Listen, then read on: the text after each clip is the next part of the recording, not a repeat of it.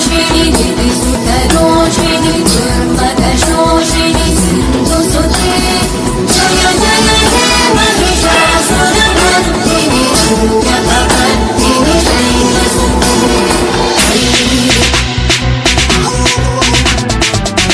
ವೀಕ್ಷಕರೇ, ಇದು ವರಮಹಾಲಕ್ಷ್ಮಿ ಹಬ್ಬ. ಇದನ್ನ ಯಾವ ಥರ ನಾವು ಆಚರಣೆ ಮಾಡಿದ್ದೀವೋ, ತಾಯಿ ಒಳ್ಳೆ ಟೈಮ್ನಲ್ಲಿ ಒಳ್ಳೆ ಗಳಿಗೆ ಒಳಗೆ ಅಮ್ಮ ಭೂಲೋಕಕ್ಕೆ ಆಹ್ವಾನ ಆಗಿದ್ದಾರೆ. ಭೂಪರ್ಶ ಮಾಡಿ ಅಮ್ಮ ಈಗ ಏನಾಗುತ್ತೆ ಅಂದರೆ, ಭಕ್ತಿ ಭಾವದಿಂದ ಶ್ರದ್ಧಾ ಭಕ್ತಿಯಿಂದ ಯಾರು ತನುಮನನ ತಾಯಿಗೆ ಅರ್ಪಿಸಿ ಅವರು ಕೈಯಲ್ಲಿದ್ದಿದ್ದು ಏನು ಸೇವೆ ಅವರು ತಾಯಿ ಸೇವೆ ಮಾಡಿ ಭಾಗಿಯಾಗ್ಯಾರೋ ಅಂಥವ್ರಿಗೆ ತಾಯಿ ಏನಾಗುತ್ತೆ, ಅವ್ರಿಗೆ ತಕ್ಕನಾದ ಒಂದು ಆಶೀರ್ವಾದ ವರ ಇಟ್ಟಿರ್ತಾಳೆ.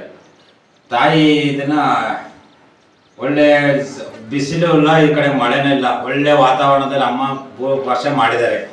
ಇದರಲ್ಲೇ ಗೊತ್ತಾಗುತ್ತೆ ನಮಗೆ ಜನಕ್ಕೆ ಏನೈತೆ ಈ ಓದಿನ ಸತಿಗೂ ಈ ಸತಿಗೂ ಬಲು ಹೆಚ್ಚಾಗಿ ಜನಸಂಖ್ಯೆ ಈ ಸತಿ ವರಮಹಾಲಕ್ಷ್ಮಿ ಜಾಸ್ತಿ ಜನ ಮಾಡೈತೆ ಈ ಸತಿ. ಮೊದಲೇಂದ್ರೆ ಎಲ್ಲಾಂದ್ರೆ ಅಲ್ಲೇ ಸ್ವಲ್ಪ ಮಾಡೋರು ಬೇಕಾದ ಜನ.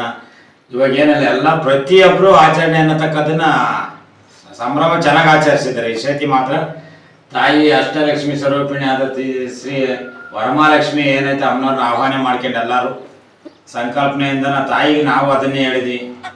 ಎಲ್ಲ ನಮ್ಮ ನಾಡಿನ ಜನತೆಗೆ ಮತ್ತು ನಮ್ಮ ವೀಕ್ಷಕರಿಗೆಲ್ಲ ಒಂದು ಕ್ಷೇಮ ಆರೋಗ್ಯ ಐಶ್ವರ್ಯ ಭಾಗ್ಯ ಕೊಟ್ಟು ಕಾಪಾಡಲಿ ಅಂತ ಹೇಳ್ಬಿಟ್ಟು ನಾವು ಆರೋಗ್ಯನ ಏನೈತೆ ತಾಯಿ ಹತ್ರ ಸಂಕಲ್ಪನೆ ಇಟ್ಟು ನಾವು ಇದನ್ನ ಇವತ್ತು ನಾವು ವರಮಹಾಲಕ್ಷ್ಮಿ ಹಬ್ಬದ ನಿಮ್ಮಲ್ಲಿ ಹಂಚ್ಕೊಳ್ಳೋಕ್ಕೋಸ್ಕರ ನಾವು ಇದನ್ನ ಒಂದು ವಿಡಿಯೋ ಮಾಡಿದ್ದೀವಿ.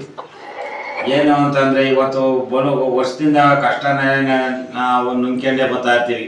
ಆ ಕಷ್ಟದಿಂದನೇ ಇವತ್ತು ನಮಗೊಂದು ಅನುಗ್ರಹ ತಾಯಿದು ಇವತ್ತು ಎಲ್ಲರಿಗೂ ಆಶೀರ್ವಾದ ಸಿಕ್ಕಲಿ, ತಾಯಿ ದರ್ಶನ ಮಾಡಿ ಎಲ್ಲರೂ ಒಂದು ಆಶೀರ್ವಾದ ಪಡ್ಕೊಂಡು ಮುಂದಿನ ವರ್ಷಕ್ಕೆ ಅದ್ದೂರಿಯಾಗಿ ಮಾಡ್ಕೊಂಡು ತಾಯಿ ಚೈತನ್ಯದಲ್ಲಿ ಮುಂದೆ ಬೆಳವಣಿಗೆ ಆಗಲಿ ಇವರು.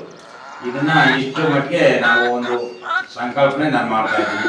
ಇದರಲ್ಲಿ ನನ್ನ ನಾಡಿನ ಜನತೆಗೂ ಸಂಕಲ್ಪನೆ ಮಾಡಿದ್ದೀನಿ, ಮತ್ತು ನಮ್ಮ ಮಾಧ್ಯಮದವ್ರಿಗೂ ಒಂದು ಸಂಕಲ್ಪನೆ ಮಾಡಿ, ಮತ್ತು ನಮ್ಮ ವೀಕ್ಷಕರಿಗೂ ಒಂದು ಏನೈತೆ ಮಹಾ ಸಂಕಲ್ಪನೆ ಯಾಗ ಮಾಡಿ. ಮೊದಲು ನಾನು ಒಂದು ಫೋಟೋ ಇಟ್ಕೊಂಡು ಸಾಧಾರಣವಾಗಿ ಈ ರೀತಿ ಒಳಗೆ ನಾನು ಪೂಜೆ ಮಾಡ್ಕೊಂಡು ಬರ್ತಾ ಇದ್ದು. ಆಮೇಲೆ ಅಮ್ಮನರೇ ಪೀಠ ಮಾಡ್ಕೊಂಡ್ರು, ಒಂದು ವಿಗ್ರಹ ತರಿಸ್ಕೊಂಡ್ರು. ಫಸ್ಟ್ಗೆ ವಿಗ್ರಹ ಬಂತು, ಆಮೇಲೆ ಏನೈತೆ ಬಸಣ್ಣನೊಬ್ರು ತಂದು ಕೊಟ್ಟರು, ಇದು ನಂದು ಪೀಠ ಅಮ್ಮರೇ ಮಾಡಿಸ್ಕೊಂಡ್ರು. ಈಗ ಹಿಂಗೆ ವರ್ಷದಿಂದ ವರ್ಷಕ್ಕೆ ನಾನು ಡೆವಲಪ್ಮೆಂಟ್ ಮಾಡ್ಕೊಂಡೇ ಬಂದು. ಯಾಕೆಂದ್ರೆ ನಾನು ಎಲ್ಲ ಥರದ ಕೆಲಸ ಕಾರ್ಯ ಎಲ್ಲ ಡೈವಿಂಗ್ ಡಿಪಾರ್ಟ್ಮೆಂಟಲ್ಲಿ ಇದ್ದೆ ನಾನು. ಇವೆಲ್ಲ ಇವತ್ತಿನ ಜನ ಪ್ರಪಂಚದಲ್ಲಿ ಇವೆಲ್ಲ ದೇವ್ರು ನಂಬ್ತಾರ ಅನ್ನೋದು ಲೆಕ್ಕಾಚಾರನೂ ಇತ್ತು. ಆದರೆ ಇವತ್ತು ಈ ದೈವ ನಾನು ಸಂಪಾದನೆ ಮಾಡೋದ್ರಲ್ಲಿ ಏನು ಉಳ್ಸೋಕ್ಕಾಗಲ್ಲ. ಆದರೆ ತಾಯಿ ಆಶೀರ್ವಾದದಿಂದ ಇವತ್ತು ಎಲ್ಲ ಥರದ ಒಂದು ಉನ್ನತ ಮಾರ್ಗ ಕಂಡ್ಕೊಂಡಿದ್ದೀನಿ. ನಾವು 4 ಜನಕ್ಕೆ ಅನ್ನ ಹಾಕುವಷ್ಟು ಶಕ್ತಿ ತಾಯಿ ಕೊಟ್ಟು ಇವತ್ತು ಒಂದು ನೆಮ್ಮದಿ ಜೀವನ ಕೊಟ್ಟಳು. ಇವತ್ತು ಇಷ್ಟು ದಿನ ನೀವು ಗುಡಿಸ್ಲಾಗಿದ್ದ ತಾಯಿ ನೋಡ್ತಾ ಇದ್ವಿ. ಇವತ್ತು ತಾಯಿ ಈಗ ಅವಳದ ಒಂದು ಸ್ಥಾನದೊಳಗೆ ಬಂದು ಕುಂತ್ಕೊಂಡಿದ್ದಾಳೆ. ಇಲ್ಲಿ ಏನೈತೆ ಈ ಜಾಗದಲ್ಲಿ ಶಿಲೆ ಸ್ಥಾಪನೆ ಆಗಬೇಕು. ಶಿಲೆ ಸ್ಥಾಪನೆ ಆಗೋಕ್ಕೆ ಇನ್ನೂ ಸ್ವಲ್ಪ ಕೆಲಸ ಕಾರ್ಯಗಳಿವೆ. ಅದಕ್ಕೋಸ್ಕರ ಇದನ್ನು ದೇವಸ್ಥಾನ ಒಂದು ಏನೈತೆ ಎಲ್ಲ ಕಾರ್ಯ ಮುಗಿದು ಪುಣ್ಯ ಮಾಡಿಸಿ ಇದನ್ನು ಮುಂದೆ ಜಾಗ ಅನ್ನತಕ್ಕ ವಿಸ್ತೀರ್ಣ ಮಾಡ್ಸೋಕ್ಕೋಸ್ಕರ ಇದನ್ನು ಕಿತ್ತಾಕಿದ್ದೀನಿ. ಮತ್ತು ಇದನ್ನು ನಮ್ಮ ಎಲ್ಲ ವೀಕ್ಷಕರು ಗಮನಕ್ಕೆ ಹಾಕಿ ನಾನು ಇದನ್ನು ಒಂದು ಪ್ರಾಣ ಪ್ರತಿಷ್ಠಾಪನೆ ಮತ್ತು ತಾಯಿನ ಶಿಲೆ ಪ್ರತಿಷ್ಠಾಪನೆ ಮಾಡಿಸೋದು ಅದನ್ನು ಮುಂದೆ ನಾನು ಎಪಿಸೋಡ್ಗಳಲ್ಲಿ ಬಿಡಿಸ್ತೀನಿ. ಈಗ ಎಲ್ಲರದು ಒಂದೇ, ನಾನು ಈ ಮೂಢನಂಬಿಕೆ ಅನ್ನತಕ್ಕದನ್ನು ಬಿಟ್ಟು ವಿಡಿಯೋಗಳನ್ನ ಕ್ಲಿಕ್ ಮಾಡ್ದಂಗೆ ಪೂರ ವಿಡಿಯೋಗಳು ನೋಡಿ ನಿಮ್ಗೆ ಅರ್ಥ ಆಗುತ್ತೆ. ನಿಮ್ಗೆ ಎಂಥ ಕಷ್ಟದಲ್ಲಿ ಎಲ್ಲ ಥರ ಓದೋಪ್ಪ ಸೋತು ಅನ್ನೋ ಲೆಕ್ಕಾಚಾರ ನೋಡಬೇಡಿ. ಸತ್ಯಾಂಶ ತಿಳಿಯಿರಿ, ಮೂಲ ತಿಳಿಯಿರಿ. ಗುರು ಮೂಲ, ನದಿ ಮೂಲ, ಋಷಿ ಮೂಲ ಯಾರು ತಿಳಿಸಲ್ಲ. ಇಲ್ಲಿ ಏನೈತೆ ತಾಯಿ ಮುಖಾಂತರ ಎಲ್ಲಾದರೂ ನಿಮ್ಗೆ ಅರ್ಥಕೊಂಡು ಎಲ್ಲಾದರೂ ನಿಮ್ಮ ಮನಸ್ಸಿನಾಗ ಏನೈತೆ ನಿಮ್ಮ ಸಂಕಲ್ಪನೆಗಳು ಎಲ್ಲ ಅಮ್ಮನೆ ಮುಂದೆ ಪ್ರಶ್ನೆ ಇಡ್ತಾ ಇರ್ತಾರೆ. ಇಂಥದ್ದು ಆಗಲ್ಲ ಅಂದ್ರೆ ಅಮ್ಮ ಅಂತ ಕೆಲಸ ನೆರವೇರಿಸ್ಕೊಡ್ತಾಳೆ. ಭೂಮಿಲಿ ಇಷ್ಟೇ ಅಡಿಗೆ ಇಷ್ಟೇ ಜಾಗದಲ್ಲಿ ಇಂಥ ನೀರು ಅಂತಲೂ ಸತ್ಯಾಂಶ ಕೊಡ್ತಾಳೆ ಅಮ್ಮ.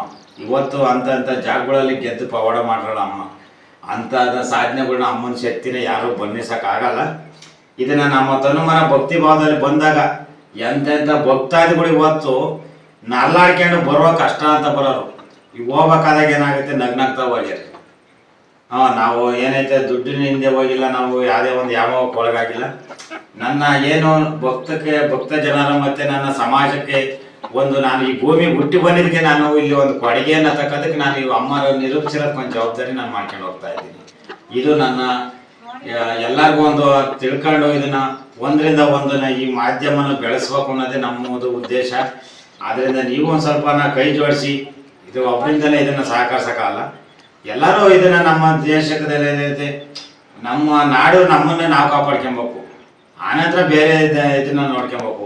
ಹಾಗಾಗಿ ನಮ್ಮ ನಾಡಿನ ಜನತೆ, ನಮ್ಮ ನಾಡಿನ ಮಾಧ್ಯಮಗಳು ಮತ್ತು ನಮ್ಮ ನಾಡಿನ ದೇವರುಗಳು ಮತ್ತು ನಮ್ಮ ನಾಡಿನ ಜನತೆಯನ್ನು ನಾವು ಸರಿಪಡಿಸ್ಕೊಂಡಾಗ ನಾವು ಮುಂದಕ್ಕೆ ಬದುಕೋಕ್ಕೆ ಸಾಧ್ಯ.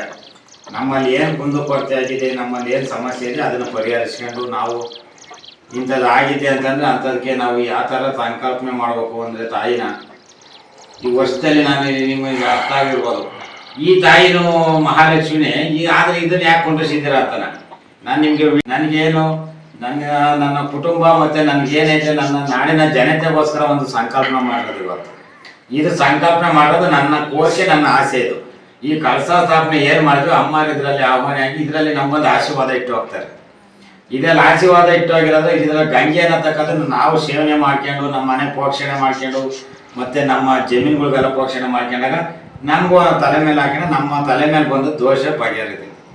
ಅದೇನು ಹೇಳ್ತಾರಲ್ಲ, ತಲೆ ಮೇಲೆ ಬಂದು ತಲೆ ಮೇಲೆ ಹೊಟ್ಟೋಯ್ತು ಅಂತ, ಹಂಗೆ ತಲೆ ಮೇಲೆ ಬಂದು ತಲೆ ಮೇಲೆ ಹೊಟ್ಟೋಗ್ತಾ ಇರುತ್ತೆ. ಆ ಗಂಗೆ ಅನ್ನತಕ್ಕಂಥದ್ದು ಏನೈತೆ ವರಮಹಾಲಕ್ಷ್ಮಿ ಅಂದರೆ ಎಲ್ಲದು ವರಮಹಾಲಕ್ಷ್ಮಿ ಆಗುತ್ತೆ.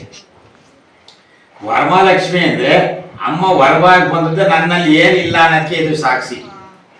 ಇದು ಏನಾಗುತ್ತೆ, ನನ್ನಲ್ಲಿ ಧನ ಆಗಿರ್ಬೋದು, ಇದು ಧಾನ್ಯಗಳಾಗಿರ್ಬೋದು, ಮತ್ತು ನನ್ನ ಸೌಭಾಗ್ಯ ಆಗಿರ್ಬೋದು, ಮತ್ತು ನನಗೆ ಧೈರ್ಯ ಲಕ್ಷ್ಮಿ ಆಗಿರ್ಬೋದು, ಪ್ರತಿಯೊಂದು ನನಗೇನು ನನ್ನಲ್ಲಿ ಇಲ್ಲ ಅನ್ನೋದು ಇದನ್ನು ಬೇಡ್ಕೊಳ್ಳೋಕ್ಕೋಸ್ಕರ ಅದನ್ನು ಸೃಷ್ಟಿ ಮಾಡ್ಕೊಂಡಿದ್ದೀನಿ.